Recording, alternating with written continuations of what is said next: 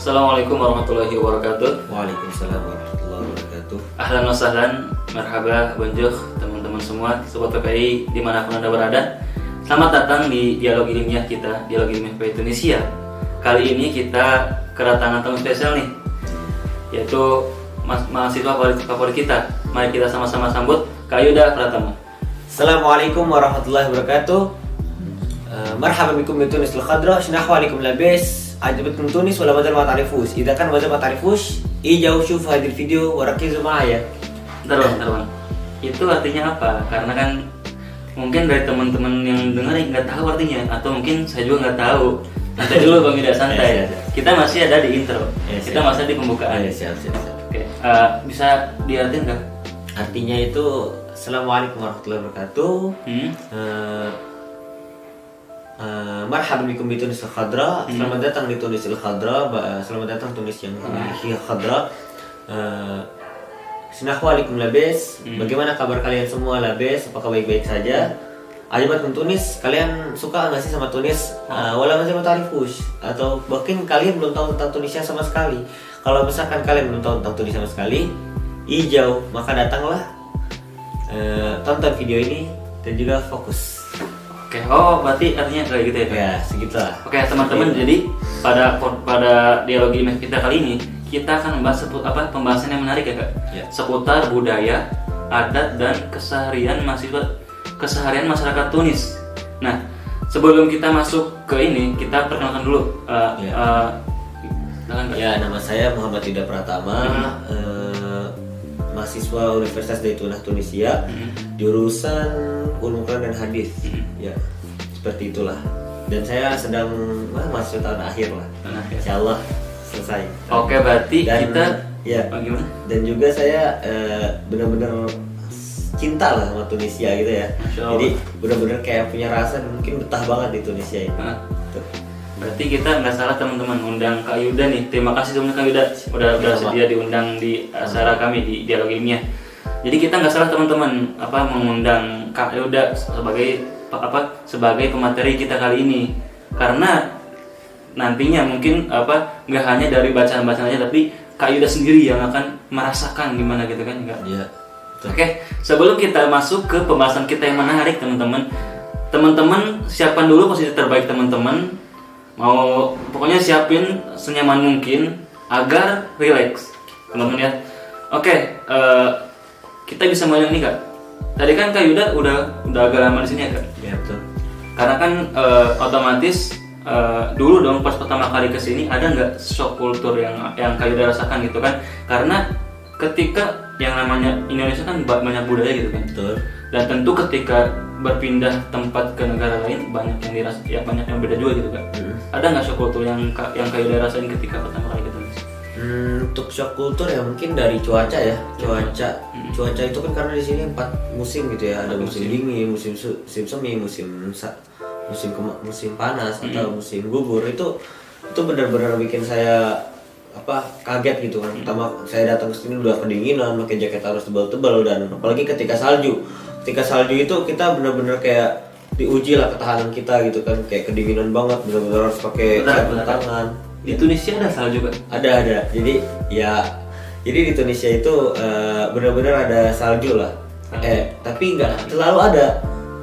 Jadi kayak di negara seperti Maghrib ini, kayak contohnya kita Tunisia, Aljazair, Maroko, Libya, itu Mauritania, itu sebagian tempat itu ada saljunya gitu. Tapi nggak di semua tempat ya? Iya, betul, nggak di semua tempat. Ini menarik loh ya, kan Tunisia ini tergolong masuk ke dalam negara Maghribi kan? Iya, betul, Maghribi. Berarti negara Arab, sedangkan negara Arab itu sendiri kayak identiknya dengan padang pasir, gersang gitu kan, maksudnya. Berarti Tunisia ini dia benar-benar ada salju gitu kan? Iya, ada. Berarti itu ini nggak sih, di luar ekspektasi nggak sih? Iya, di luar ekspektasi banget lah. Tapi kan alhamdulillahnya saljunya bukan di kota saya, di kota lain. Jadi saya bisa main kesana rekreasi tapi tanpa saya kena saljunya gitu. Saya kan nggak mau kedinginan terus gitu. Dan shock kultur kedua ya. Untuk shock yang kedua gitu bahasa ya, kultur bahasa. Itu bahasa menurut saya itu benar-benar aneh lah. Saya belajar capek-capek bahasa Arab di pesantren saya, atau kita belajar bahasa Arab di mana itu kan Dan kesini tiba-tiba ngomong bahasa Arab, mereka nggak ngerti, kita juga nggak ngerti gitu. Berarti orang Tunis ini nggak ngerti bahasa Arab pusat atau gimana maksudnya? Mereka itu mungkin yang kaum terpelajar ya, yang belajar mungkin kayak sampai kuliah bahkan itu ngomong bahasa Arabnya bagus. Tapi untuk orang-orang yang nggak belajar, mungkin nggak sekolah, itu jarang orang bisa bahasa Arab gitu. Jadi kayak mereka mungkin ngerti, coba kalau ketika ngomong itu sering ngomong pakai bahasa lahja mereka tersendiri gitu. Tapi Kak, kan kita misalkan nih, kita dari Indonesia udah bawa bekal bahasa Arab nih, kepake nggak di Indonesia?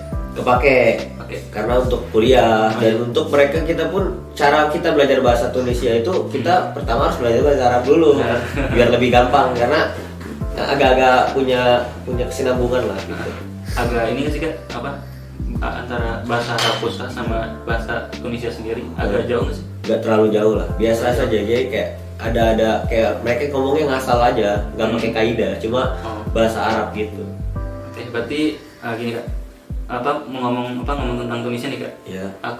Saya pernah baca di sosial media atau di buku. Jadi Tunisia ini dijuluki dengan Tunis El Khodro ya? Iya betul, Tunis El Khodro ya. Itu kenapa Kak? Jadi ya agak aneh aja gitu. Tunis El Khodro itu dikatakan Tunis El Khodro karena ya hijau karena benar-benar di sini banyak banget asjar, nahil, itu banyak pohon, banyak juga kurma. Itu benar-benar menandakan kesuburan negara Tunisia gitu. Bayangin kita di sini beli cabe, ya kan di Indonesia berapa? 120.000 per kilo. Di sini berapa? Cuma 20.000, 4 dinar, itu kan bisa dikira 20.000, atau bahkan kalau misalkan lagi musim panen cuma 5.000 atau bahkan 10.000. Masya Allah, itu murah banget menurut saya. Ya itu menandakan bahwa di sini tuh hijau dan nggak takut hilang gitu. Tanaman mereka selalu tumbuh gitu. Itu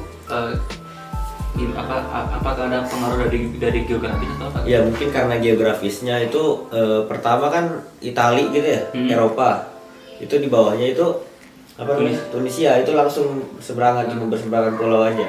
Jadi Tunisia selain tadi ada salju, terus kemudian dia dijuluki Tunisia Khodro, berarti dia juga dekat ke Eropa gitu kan? Iya, dekat ke Eropa. Jadi di sini juga karena jajahan Prancis, ini kulturnya banyak. Pertama kultur Prancis, kultur Arab.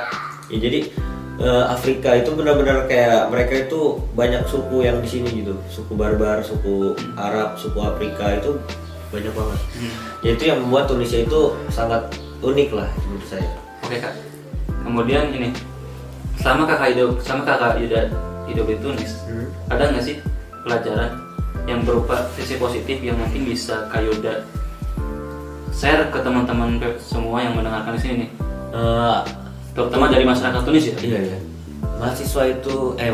Masyarakat Tunisia itu tergolong ramah. Sangat ramah. Jadi ketika kita berjalan itu selalu mengucapkan, menyapa kita, walaupun kita nggak kenal, kita baru tahu dia itu ketika dia menyapa tersebut. Kan saya jalan di jalan, salam aslema atau assalamualaikum warahmatullahi wabarakatuh, ada yang lengkap, ada juga yang cuma menjawab salam. Itu termasuk saya itu kita itu menandakan keramahan negara Tunisia tersebut gitu. Jadi kayak mereka itu contohnya diramah itu, mengamalkan surah Rasulullah SAW itu afsyus salam bainakum, sebarkanlah salam di antara kalian gitu. Masya Allah. Ya. Berarti gini Kak, ketika kita mengucapkan salam ke orang lain, di sisi lain kita mendoakan orang lain, kan yang namanya salam artinya perdamaian. Iya betul. Semoga keselamatan kepada kamu gitu kan.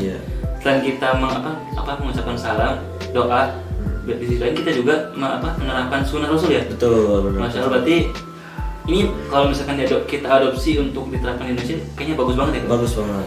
Oke Kak, mungkin dari si keramahan itu mempengaruhi nggak sih bagaimana cara bergaul kita dengan orang Tunisia? Betul, sangat mempengaruhi, karena ketika kita tahu dari sisi menyapa aja mereka udah sangat ramah. Gimana kita mau ngobrol, gimana kita kenal dengan dia, nggak kenal aja ramah, gimana kenal? Itu bisa kita pikirkan sendiri kan. Ketika kita ngobrol, kita bakal tahu banyak maklumat. Mereka nggak pelit ilmu, nggak pelit apapun, mereka sangat baik, ramah banget, benar-benar nggak mau menutupi apa yang seharusnya tidak ditutupi gitu. Benar-benar dibuka aja gitu, open aja, mereka ngobrol gini, Tunisia tuh gini-gini, Tunisia tuh gini-gini, Tunisia gini-gini. Akhirnya kita tuh sangat senang untuk belajar gitu, karena keramahan mereka.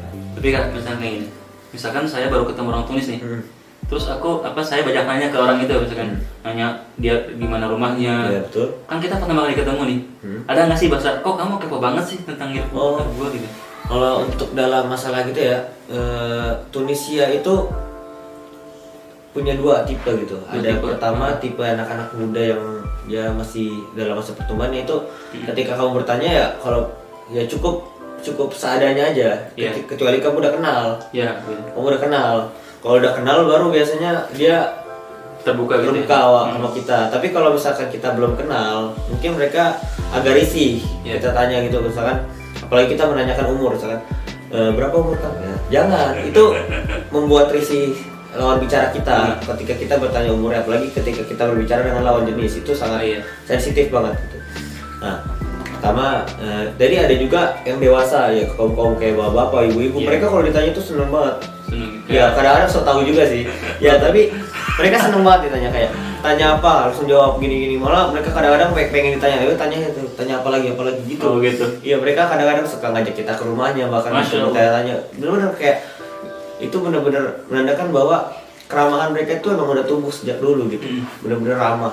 Masya Allah, berarti kayaknya kayak agak mudah ya bergaul sama Tunisia. Betul. Nah mungkin Kak, dari teman-teman nih, dari sobat PP yang sekarang lagi nonton, mungkin ada dari mereka yang merupakan calon camaba, calon mahasiswa baru Tunisia gitu kan. Nah mungkin ada nggak sedikit tips buat camaba nih yang mau datang ke sini nih, tips bagaimana pertama kali misalnya kayak bergaul sama orang Tunisia, gimana sih? Apa aja yang misalkan yang diperlukan ketika mau bergaul dengan orang Tunisia? Nah, jadi ketika kita mau bergaul dengan orang Tunisia itu, pertama kita harus punya bahasa Arab nih. Nggak harus bahasa Tunisia, itu bahasa Arab. Mungkin misalkan kita mau belajar ke teman, dia nggak bisa bahasa Tunisia, udah jangan temenin dia dulu. Ya, maksudnya nanti dia opsi terakhir, cari teman yang bisa bahasa Arab dulu. Akhirnya dia ngajak kita bahasa Tunisia, akhirnya kita bisa ngobrol dengan semuanya. Nah, itu pertama bahasa gitu. Kunci itu bahasa untuk bergaul lah. Kedua, kita berani. Ya, kalau udah berani, insya Allah kita kedepannya gampang lah. Kalau udah berani, santai ngomong, nggak mau membuka pembicaraan, mau ngasih topik kita, mau ngasih tahu tentang pendapat, mau ngasih tahu tentang sesuatu, atau bahkan berani bertanya gitu. Berani bertanya tapi seadanya dulu sampai kita kenal, baru ketika kita kenal kita bisa bebas ngobrol tiap hari, itu enak lah. Nah, setelah itu kita harus ramah juga.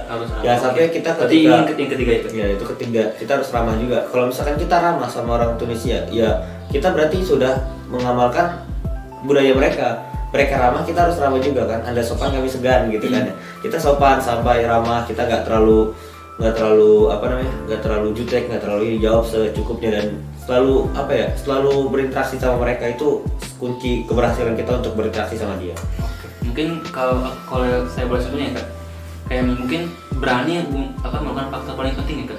Nah, misalkan kayak mungkin orang tulis juga kayak punya rasa malu untuk nyapa orang asing. Betul. Ya, misalkan kayak kita orang Bali nih, ada orang Inggris datang ke sana misalnya kayak gitu, kita kayak malu mau nyapa boleh gitu kan. Ya mungkin kayak gini juga kan. Jadi mungkin buat teman-teman sama nanti, intinya modal pertama itu ya berani. Masalah bahasa belum terlalu bagus, yaitu masalah lain gitu kan. Sisanya berani aja, berani. Nah, terus gini aja Kak, kan tadi kita udah bahas sisi positifnya nih. Sekarang kita pengen tahu nih, biar bisa dijadiin pelajaran buat kita semua, sisi negatifnya apa yang Kakak pernah rasakan gitu, atau yang mungkin Kakak ketahui gitu dari masyarakat orang Tunisia. Sisi negatifnya mungkin ya, mereka tuh karena keramahan dan jarang di sini ada pelajaran tentang kayak sopan santun ya. Oh kayak gitu. Ya, jadi mereka kayak seenaknya, jadi santai aja gitu. Jadi mereka terlalu santai hidupnya. Jadi kayak nggak ada tata krama dan lain-lain tuh sedikit gitu, sangat sedikit ada tata krama gitu. Jadi kurang ada tata krama pertama, dan juga banyaknya copet. Sini banyak copet ya. Hati-hati. Jadi kalau misalkan kita bawa HP, itu saya sering diingetin orang-orang kayak simpan HP-nya, jangan dipainin di jalan gitu. Sering kayak bahkan ketika kita nongkrong di kafe pun harus hati-hati, kayak misalkan naruh HP jangan ditaruh di meja lama-lama, kayak takutnya dicopet gitu, langsung lari kabur. Itu hati-hati juga. Makanya kita benar-benar harus jaga. Dan di sini juga jarang orang mau bantu nangkep copet, jarang gitu. Oke.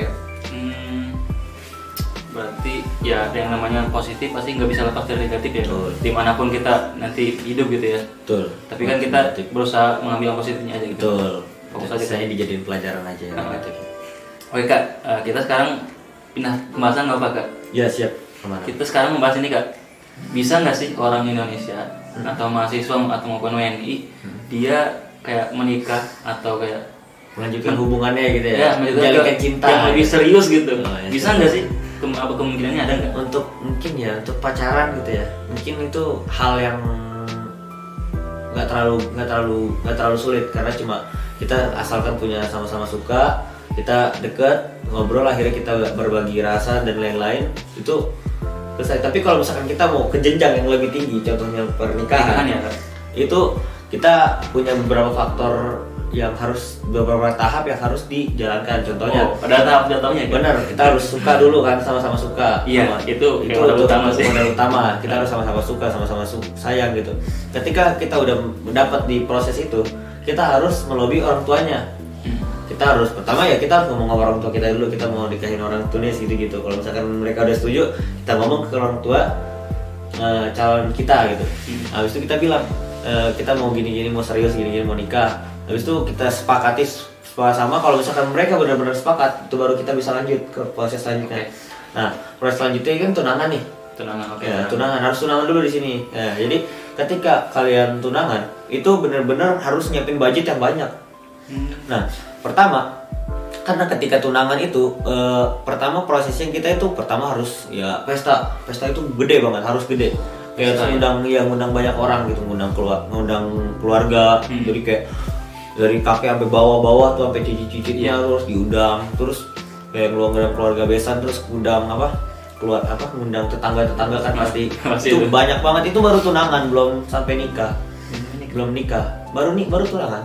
Nah, itu harus benar-benar rame gitu. Udah kayak nikah. Nikah gimana gitu. Nah, ketika dari proses tunangan ke nikah, kita harus menyicil barang-barang kita dulu. Maksud barang itu gimana Kak maksudnya?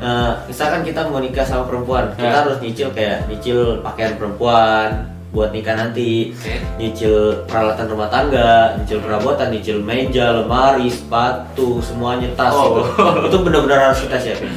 Kalau misalkan nanti sebelum hari H itu batal, pernikahannya atau ketika kecocokan itu termuncul, ya akhirnya mereka batal dan akhirnya harus kandas. Ya harusnya mereka harus si pihak perempuan harus balikin semua barang yang mereka miliki waktu dari masa tunangan tersebut. Jadi misalkan nih si pihak laki-laki udah memberikan barang ke wanita, tetapi ternyata beberapa hari sebelum hari H malah terjadi kayak ketidakcocokan ya. Berarti barang itu dibalikin semua, harus semuanya dibalikin. Dan ketika semuanya udah dibalikin, nah gimana? Misalkan kita udah ngasih baju gitu, ya abis itu baju kita balikin, gimana perasaan kita gitu? Nanti gimana bajunya dipakai siapa gitu?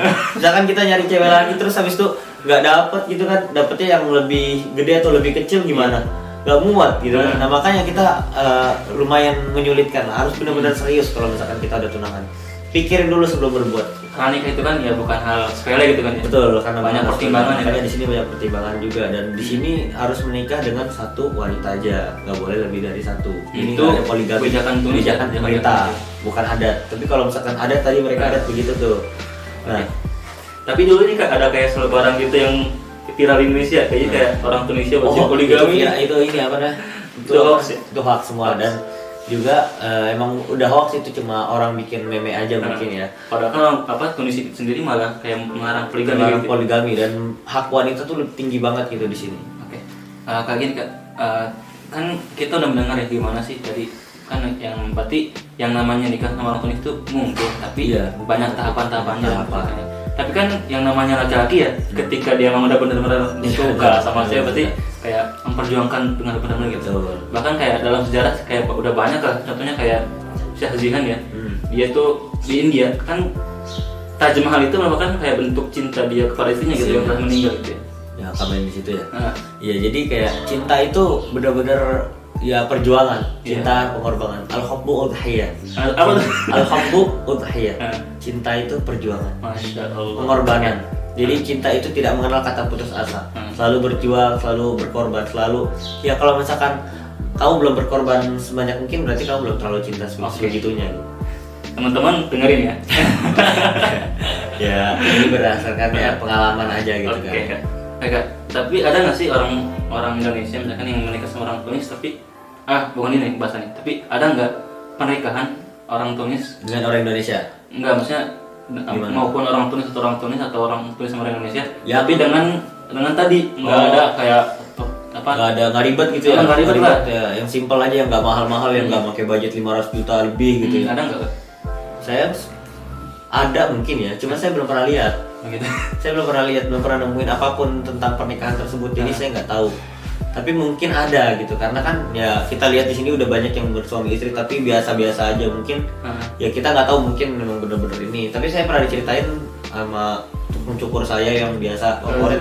Dia bilang kayak dia nikah cuma modal punya rumah satu, jadi ketika tunangan ngasih rumah satu udah langsung nikah gitu. Masya Allah. Lumayan lah, jadi lumayan ada ini ngasih rumah satu. Oke Kak, dari kakak sendiri nih kan udah lumayan agak lama di sini ya. Ada nggak asa keinginan kakak Yuda untuk kayak menjalin hubungan lebih lah, maksudnya dalam kurung pernikahan ya. Maksudnya ada nggak dari Kak Yuda sendiri keinginan atau hasrat untuk menikah sama orang Tunis? Untuk dekat ya pernah mungkin ya dulu pas lagi dulu saya pernah dekat sama di Tunisia itu. Saya mungkin pernah dekat sama dia, dan di situ saya tahu tuh cara belajar, cara mendekati, cara tunangan, cara nikahan semuanya. Saya mungkin mengalami proses yang panjang itu, saya tahu dari situ. Dan akhirnya saya mengalami tidak cocokan, akhirnya kita putus belum saling mengenal lebih jauh gitu. Oke, berarti Kak Yuda ini teman-teman nih, perlu teman-teman ketahui bahwa jadi apa yang dikatakan Kak Yuda bukan dari misalnya kayak dari bacaan gitu, tapi pengalaman Kak Yuda sendiri. Iya, gitu. Pengalaman sendiri. Maksudnya langsung dari orang Tunisnya gitu. Betul, langsung dari orang Tunis. Tapi ada nggak orang Indo yang udah menikah sama orang Tunis? Ada satu orang. Menurut saya, kalau misalkan para cowok nikahin cewek Tunis tuh baru satu ya setahuannya ya. Tapi kalau itu dia mahasiswa sampai S3 di sini baru nikah. Ketika itu dia emang udah cocok mungkin ya. Dan tapi kalau misalkan wanita-wanita Indonesia itu banyak banget yang udah nikah. Banyak WNI di sini yang nikah blaster gitu banyak. Berarti lumayan lah ya Kak. Iya. Oke nih Kak, mungkin untuk sesi kali ini kayaknya udah gitu dulu aja Kak. Iya siap. Untuk Kak Yuda terima kasih banyak udah bersedia untuk hadir di dialog ilmiah kami. Oke, untuk teman-teman semua jangan, bila ada masukan ya untuk konten-konten selanjutnya silakan isi komentar di bawah ya. Dan mungkin untuk ini sekedar informasi ya Kak. Kayak bagi teman-teman semua yang mungkin nanti ingin mempelajari bahasa Darjah Tunisia, kami dari PPI Tunisia sudah membuat buku tentang bahasa Darjah itu ya. Bahasa Darjah Tunisia yang tadi saya udah ucapin tadi yang di awal. Gimana Kak? Contohnya tadi bisa diulang lagi nggak? Assalamualaikum labes. Aja betul Tunis sudah mazhab tarifus. Itu kan mazhab tarifus. Syuf ada video rakiz ya. Atau mungkin kamu kasih kata Tunis ntar saya terjemahin. Soalnya kayak aku cinta kamu deh Kak, gimana? Habbik. Itu masih sama dengan bahasa. Masih banyak ya Kak? Iya. Bagi teman-teman yang pengen pesan buku itu, teman-teman bisa cek Instagram. Nanti akan kami cantumkan di bawah ya, di deskripsi ya. Iya betul. Dan itu sebelumnya mungkin terus tetap pantau channel kita PPI Tunisia dan nantikan konten-konten menarik lainnya. Jangan lupa like, komen dan subscribe. Terima kasih kepada yang sudah mendengarkan. Terima kasih juga Kak Yuda. Terima kasih. Mudah-mudahan apa yang kita omongkan banyak mengandung manfaatnya Kak. Insyaallah, amin. Oke, sekian saja dari kami. Wassalamualaikum warahmatullahi wabarakatuh. Banyak salawat itu banyak banget sih di Fikri. Banyak ya. Banyak. Salawat yang terkenal. Ini tahadus gini mana aja kita ya. Dulu ketika saya belum ke Tunisia, saya nggak tahu kalau Tunisia itu paling banyak yang baca sholawat. Hampir di seluruh masjid